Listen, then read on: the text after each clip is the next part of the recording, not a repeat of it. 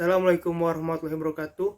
Kami dari kelompok ketenagakerjaan ingin membahas hasil diskusi kami melalui video ini yang terdiri dari saya sendiri Ahmad Yasanugraha Paditia, Faris Fikri Fauzi, Taufik F. Alalamri, Siti, dan Risma, dan Anissa Purbasari.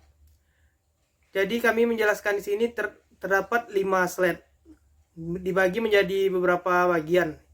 Pada slide pertama akan dijelaskan oleh Mbak Siti. Dan slide selanjutnya akan dijelaskan oleh teman-teman yang lain. Terima kasih. Assalamualaikum warahmatullahi wabarakatuh. Perkenalkan, nama saya Siti Mutia Aulia.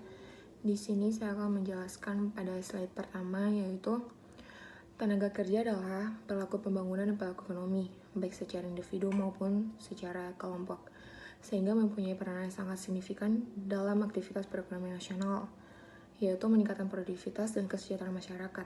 Di Indonesia sendiri, tenaga kerja sebagai salah satu penggerak tata kehidupan ekonomi dan merupakan sumber daya yang jumlahnya cukup melimpah. Indikasi ini bisa dilihat pada masih tingginya jumlah pengangguran Indonesia, serta rendahnya atau minimnya kesempatan kerja yang disediakan. Pada sisi lain, seperti yang dikemukakan oleh Satjipto Raharjo, bahwa untuk menggambarkan masyarakat Indonesia, tidak ada yang lebih bagus dan tepat lain dengan mengatakan bahwa masyarakat itu sedang berubah secara cepat dan cukup mendasar. Indonesia adalah masyarakat yang tengah mengalami transformasi struktural, yaitu dari masyarakat yang berbasis pertanian ke basis industri. Perubahan tersebut mengalami akselerasi, yaitu sejak penggunaan teknologi makin menjadi modus andalan untuk menyelesaikan permasalahan, sehingga mobilitas tenaga kerja tidak hanya berpindah dari desa ke kota saja. Hal ini bisa dimengerti karena pertumbuhan industri lebih kuat berada di perkotaan, dan semakin dirasakan penghasilan yang didapat lebih memadai. Terus sehingga lebih lanjut menunjukkan adanya tenaga kerja telah melintas antara negara. Banyak hal yang mempengaruhi terjadinya migrasi antar negara. Namun faktor ekonomi tetap tampak dominan. Ini kondisi perekonomian yang kurang menarik di negaranya sendiri, dan penghasilan yang cukup besar dan tampak lebih menarik di negara tujuan telah menjadi pemicu terjadinya mobilitas tenaga kerja secara internasional. Pendapatan yang meningkat di negara yang sedang berkembang memungkinkan penduduk di negara berkembang untuk pergi melintas batas negara. Informasi yang sudah mendunia dan kemudahan transportasi juga berperan meningkatkan mobilitas tenaga kerja secara internasional. Aspek hukum ketenaga kerjaan harus selaras dengan perkembangan tenaga kerjaan saat ini yang sudah sedemikian pesat, sehingga substansi kajian hukum ketenagakerjaan tidak hanya meliput hubungan kerja semata, akan tetapi telah bergeser menjadi hubungan hukum antar pekerja, pengusaha, dan pemerintah, yang substansi yang kajian hanya tidak mengatur hubungan hukum dalam hubungan kerja atau during employment, tetapi setelah hubungan kerja atau post employment. Konsep ketenaga kerjaan ini yang dijadikan acuan untuk mengkaji perangkat hukum yang ada sekarang, apakah sudah meliput bidang-bidang tersebut atau belum. Nah, dan menurut saya atau pendapat saya, bidang-bidang tersebut atau belum. Nah, dan menurut saya atau pendapat saya mengenai bagan yang telah dibuat oleh ibu, bahwa dalam bab 1 ketentuan umum pasal 1 yang berpendapat bahwa saya berpendapat bahwa bagan yang dibuat sangat sesuai dengan salinan nomor Undang-Undang nomor 11 tahun 2020 dan PP Undang-Undang nomor 35 tahun 2001, yang mana di pasal ketentuan tersebut sangat membantu dan melaraskan para tenaga kerja, yang mana saat ini banyak terjadi melanggar dan merampas hak para tenaga kerja sesuai dengan peraturan yang ada, sehingga bagan yang telah ibu buat itu sangat membantu para tenaga kerja agar mendapat hak dan kewajiban mereka sebagai tenaga kerja dalam suatu perusahaan. Dan selanjutnya saya lanjutkan kepada teman saya, yaitu Risma. Terima kasih. Baik, Saya akan melanjutkan penjelasan dari Mbak Aulia sebelumnya yang menjelaskan mengenai slide 1. Saya akan menjelaskan mengenai slide 2, namun sebelum saya menjelaskan slide 2, saya akan mengemukakan pendapat saya mengenai bagan yang Bu Fitri buat. Saya sepakat dengan bagan yang Ibu buat karena pada dasarnya hak-hak pekerja di Indonesia sudah mendapat perlindungan hukum yang diatur langsung dalam UUD 1945 yang berkaitan dengan HAM yang kemudian menjamin hak dasar manusia tanpa diskriminasi. Oleh sebab itu, Indonesia memperkuat perlindungan hak-hak pekerja dengan menerbitkan UU Ketenagakerjaan Nomor 13 Tahun 2003. Namun, pada pelaksanaannya tidak lepas dari adanya kerugian pekerja karena pengusaha yang terlalu mendominasi. Dalam hal ini, antara sosiologis yang terjadi dan yuridis yang diterapkan tidak pernah sinkron dan mengakibatkan terjadinya penyimpangan dalam hubungan kerja yang tidak bisa dihindari. Dalam masa berlakunya UU Nomor 13 Tahun 2003 sering terjadi penuntutan revisi karena dianggap tidak memihak para pekerja dan pengusaha. Setelah dilakukannya perubahan UU Nomor 13 Tahun 2003 melalui Omnibus Law yang menerapkan UU Cipta Kerja Nomor 11 Tahun 2020, lebih banyak lagi penolakan dan penuntutan karena UU Cipta Kerja dianggap mendukung pengusaha dan melemahkan para pekerja. Karena sudah jelas disebutkan dalam UUD 1945 dan UU Ketenagakerjaan bahwa seluruh warga Indonesia bernilai sama di mata hukum dan antara pengusaha dan pekerja memiliki kedudukan yang sederajat di mata hukum.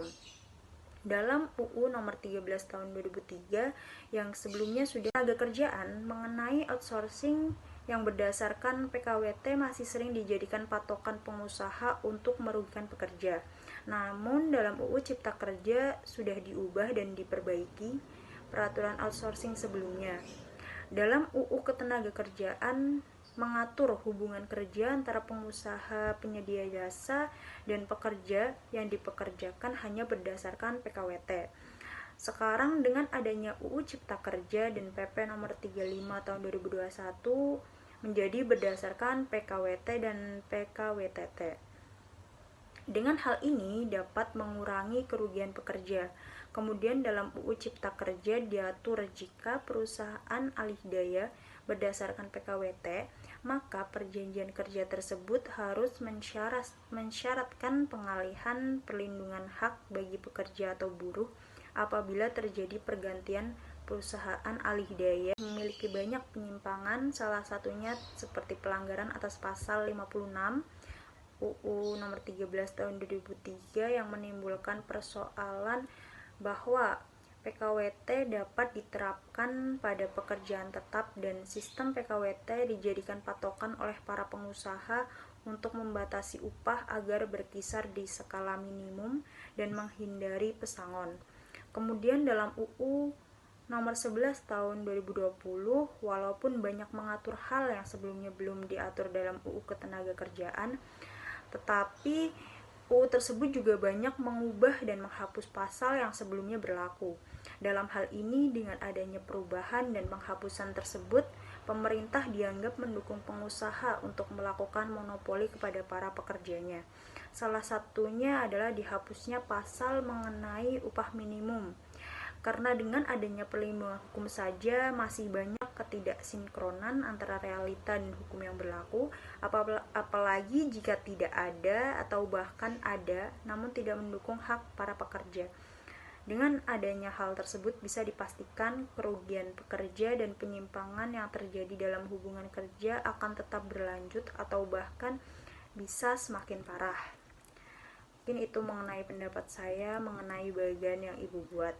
Kemudian untuk slide 2, saya akan menjelaskan pertama yakni mengenai legalisasi sistem outsourcing merugikan pekerja. Menurut pendapat saya, dengan lahirnya UU Cipta Kerja dan PP Nomor 35 Tahun 2021 mengenai legalisasi sistem outsourcing yang dapat merugikan pekerja dapat dikurangi atau dicegah, walaupun kemungkinan masih bisa terjadi. Dalam UU Ketenagakerjaan dan sepanjang objek pekerjaannya tetap ada. Hal tersebut menjelaskan bahwa walaupun perusahaan alih daya berdasarkan dengan PKWT yang sebelumnya dapat merugikan pekerja, tetap dapat melindungi hak pekerja dengan adanya UU Cipta Kerja dan PP nomor 35 tahun 2001. Kemudian yang sebelumnya pekerjaan outsourcing dibatasi hanya untuk pekerjaan tunjangan saja, dalam UU Cipta Kerja diperluas dan diperbolehkan untuk pekerjaan pokok atau inti. Hal ini dapat memperluas area kerja para pekerja dalam outsourcing. Walaupun banyak kekhawatiran terjadi perusahaan alih daya yang mempekerjakan pekerja di berbagai tugas, jika dibandingkan dengan UU Ketenagakerjaan, UU Cipta Kerja lebih menjamin hak para pekerja alih daya. Kemudian untuk yang kedua, mengenai pengusaha mendominasi hubungan industrial.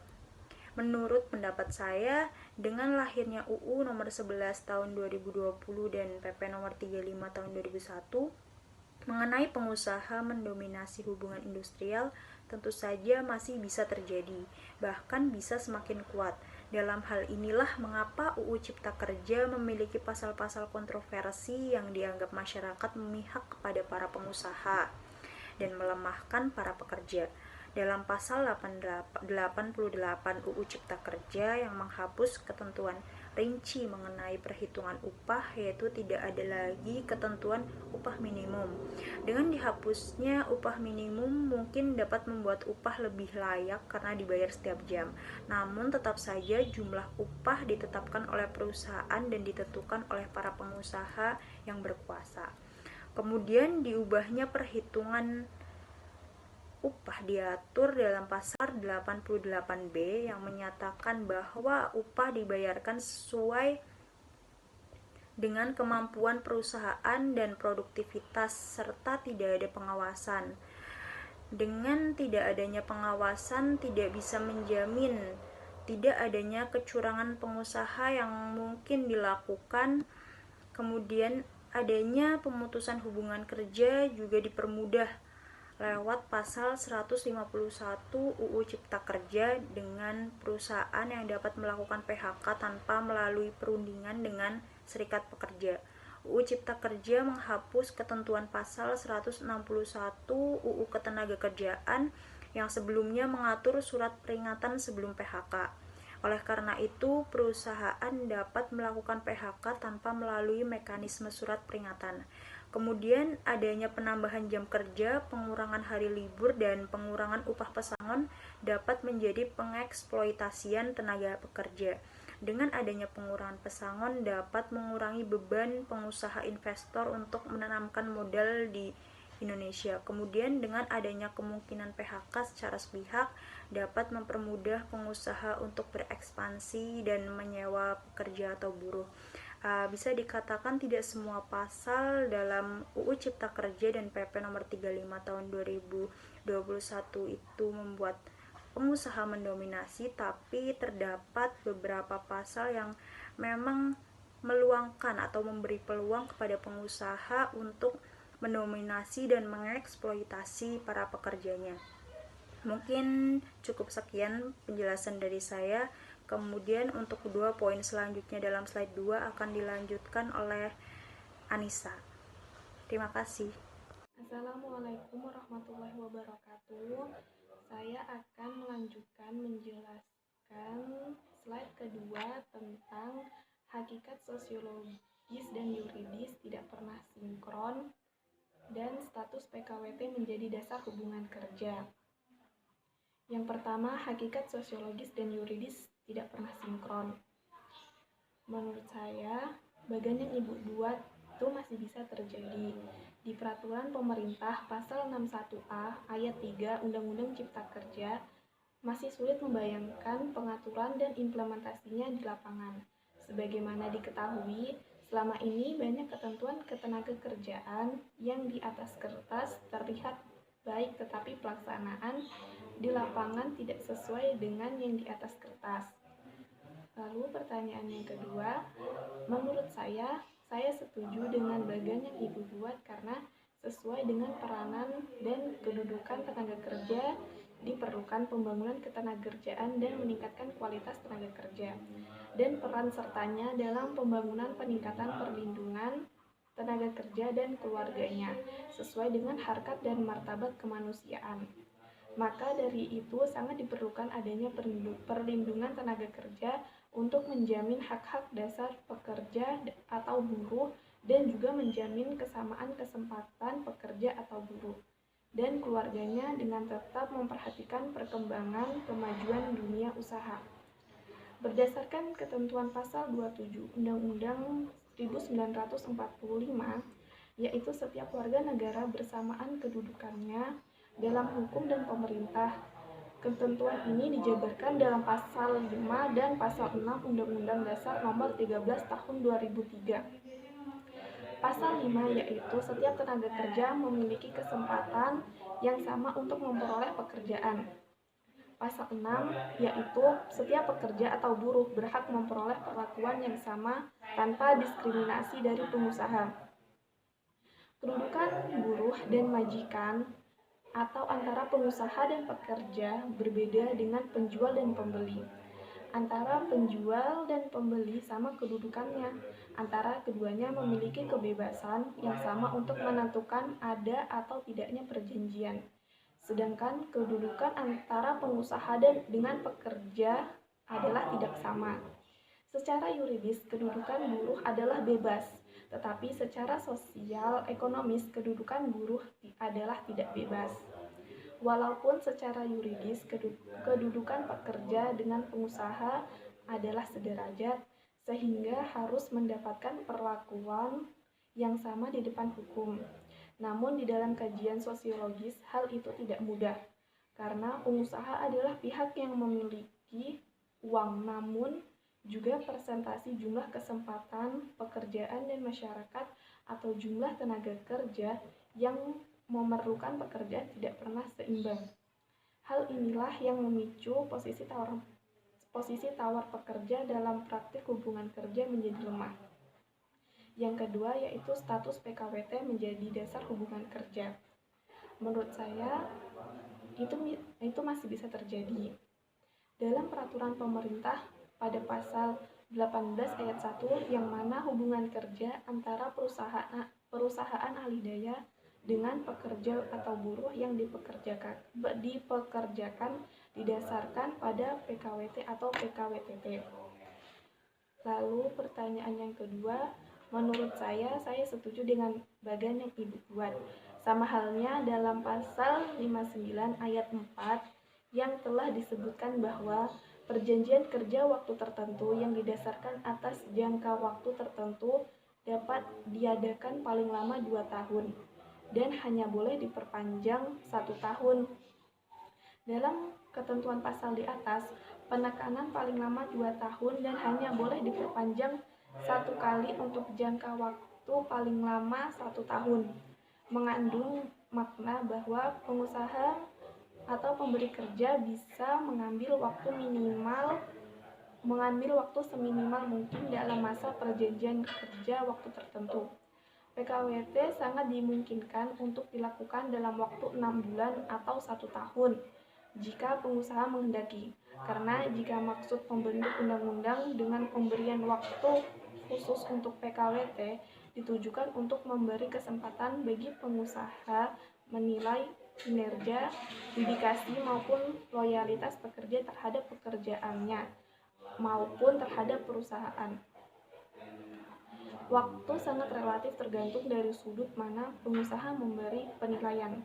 Semakin singkat pengusaha merekrut pekerja, merubah status hubungan kerja pekerja dan pekerja waktu tertentu menjadi pekerja waktu tidak tertentu, menunjukkan itikat baik dari pengusaha untuk memberikan kepastian hukum kepada pekerja.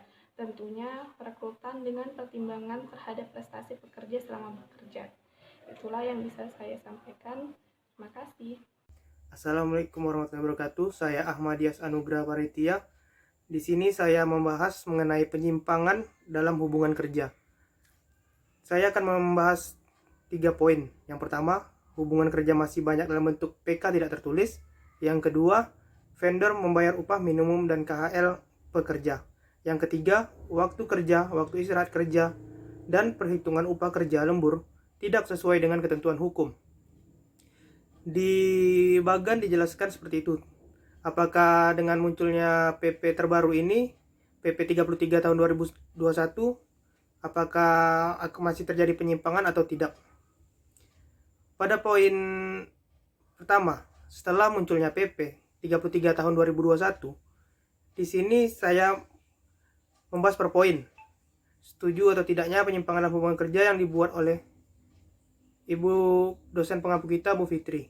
Pada poin pertama, dengan munculnya PP 33 tahun 2021, saya sepakat karena dengan munculnya PP karena tersebut sudah dijelaskan pada bab 2 pasal 2 ayat kedua yang berbunyi, perjanjian kerja dibuat secara tertulis atau lisan. Jadi, dengan pasal tersebut terdapat kata lisan. Jadi, PK tersebut masih banyak dalam perjanjian kerja tidak tertulis karena banyak yang membuat secara lisan. Yang kedua, setelah munculnya PP 33 tahun 2021, saya tidak setuju apabila vendor membayar upah murah di bawah upah minimum dan KHL pekerja. Setiap perusahaan dilarang membayar upah karyawan lebih rendah daripada upah minimum. Upah minimum dapat terdiri atas upah minimum berdasarkan wilayah provinsi UMP atau kabupaten kota UMK. Poin ketiga, setelah munculnya PP 33 tahun 2021, pada poin ketiga, waktu kerja, waktu istirahat kerja, dan perhitungan upah kerja lembur tidak sesuai dengan ketentuan hukum saja. Kurang setuju. Karena dalam PP ini sudah menjelaskan pada pasal 1 ayat 7 dan ayat 8. Jadi dengan adanya pasal tersebut berarti menurut saya sudah mengikuti ketentuan hukum karena sudah masuk dalam peraturan pemerintah terbaru dan sudah dilegalkan, berarti sudah mencakupi dalam ketentuan hukum. Jadi begitu sajalah penjelasan dari saya mengenai penyimpangan dalam hubungan kerja setelah munculnya PP. Assalamualaikum warahmatullahi wabarakatuh.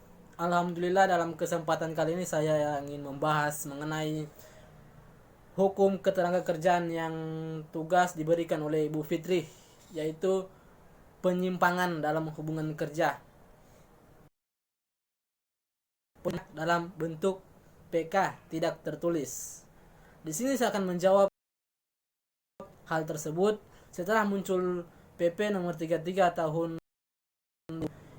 Saya membahas per poin apakah saya setuju atau tidak dengan bagan penyimpangan dalam hubungan kerja yang dibuat oleh Ibu Fitri pada poin pertama dengan munculnya peraturan PP nomor 33 tahun 2001. Saya sepakat karena dengan munculnya PP 33 tahun 2001, karena dalam PP dijelaskan pada bab 2 pasal 2 ayat 2 yang berbunyi perjanjian kerja dibuat secara tulis atau lisan. Jadi dengan pasal tersebut dapat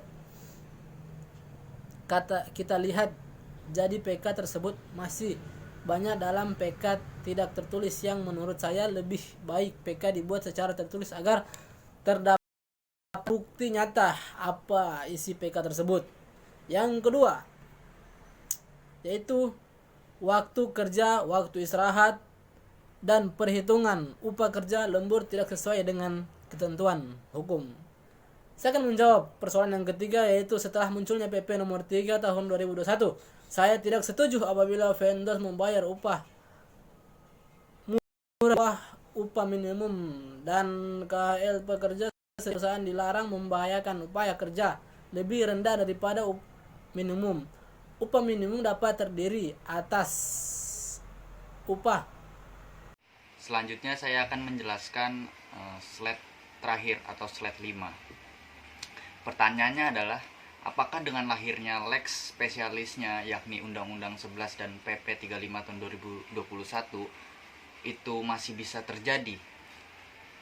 Menurut pendapat saya, salah satu pasal yang disoroti yakni menyangkut pekerja ahli daya atau outsourcing. Ada perubahan di pasal 66 Undang-Undang nomor 13 tahun 2003 yang direvisi di Omnibus Law Undang-Undang Cipta Kerja dengan adanya Undang-Undang Nomor 11 dan PP 35 tahun 2021 bukan berarti mentiadakan Undang-Undang 13 tahun 2003 tentang ketenagakerjaan. Lalu terkait pertanyaannya Ibu Fitri, apakah dengan lahirnya lex spesialis yakni Undang-Undang dan PP 35 itu masih bisa terjadi yang ada dalam bagan itu? Pendapat saya itu masih bisa terjadi karena dengan adanya Undang-Undang Nomor 11 dan PP 35 itu bukan berarti mentiadakan Undang-Undang Ketenagakerjaan. Akan tetapi hanya merevisi saja undang-undang yang menghapus undang-undang seperti pasal 64 dan 65. Dan salah satu pasal yang disoroti yakni menyangkut pekerja alidaya atau outsourcing, ada perubahan di pasal 6 Undang-Undang Nomor 13 tahun 2003 yang direvisi di dalam Omnibus Law atau Undang-Undang Cipta Kerja. Lalu kemudian pertanyaannya adalah, apakah Anda sepakat dengan bagan itu? Bagan yang Ibu Fitri buat itu kan katanya kondisi pekerja outsourcing sebelum Undang-Undang Ciptaker terbit. Berarti ini artinya masih menggunakan undang-undang yang lama, Undang-Undang Nomor 13 tahun 2003 tentang ketenagakerjaan. Nah, dalam bagan yang Ibu Fitri buat itu adalah sebagai pekerja waktu tertentu atau kontrak, maka pekerja outsourcing tidak mempunyai job security, jaminan perkembangan karir, jaminan kelangsungan kerja, tidak diberikan pesangon jika terjadi pemutusan hubungan kerja, dan tidak terpenuhinya hak-hak dasar lainnya sebelum, selama, dan setelah bekerja. Terkait dalam bagan yang Ibu Fitri tulis itu, terdapat jaminan kelangsungan kerja, tidak diberikan pesangon jika terjadi PHK, dan tidak terpenuhinya hak-hak dasar lainnya. Dalam undang-undang sebelum Ciptaker, lebih tepatnya Undang-Undang 13 tahun 2003, itu pertama menerapkan hak jaminan sosial itu terdapat dalam pasal 99 Undang-Undang Ketenagakerjaan yang menyatakan bahwa setiap pekerja dan keluarganya berhak untuk memperoleh jaminan sosial tenaga kerja.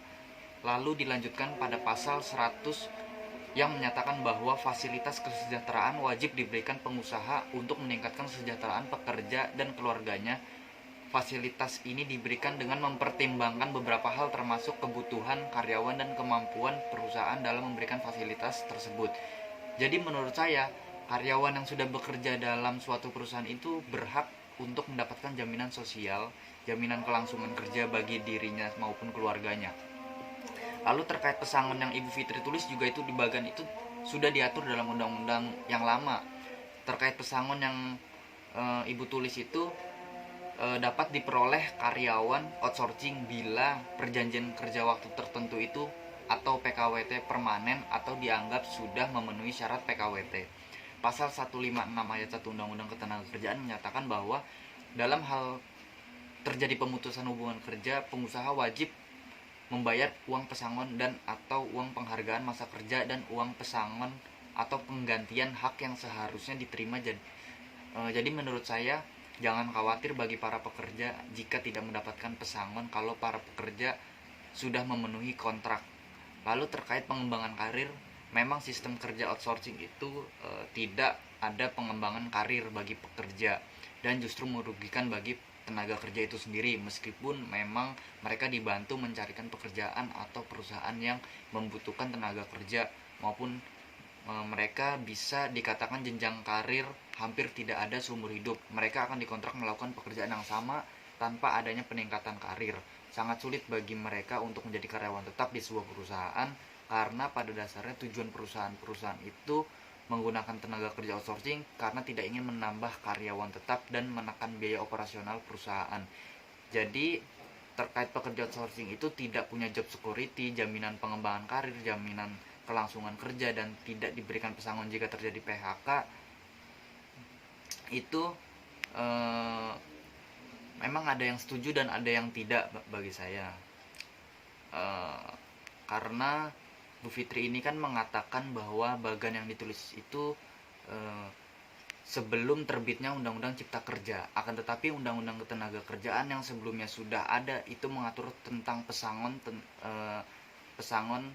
tentang jaminan sosial, hak-hak dasar lainnya itu sudah ada. Jadi mungkin itu saja pendapat dari saya tentang bagan yang Ibu Fitri tulis. Kurang lebihnya mohon maaf. Wassalamualaikum warahmatullahi wabarakatuh.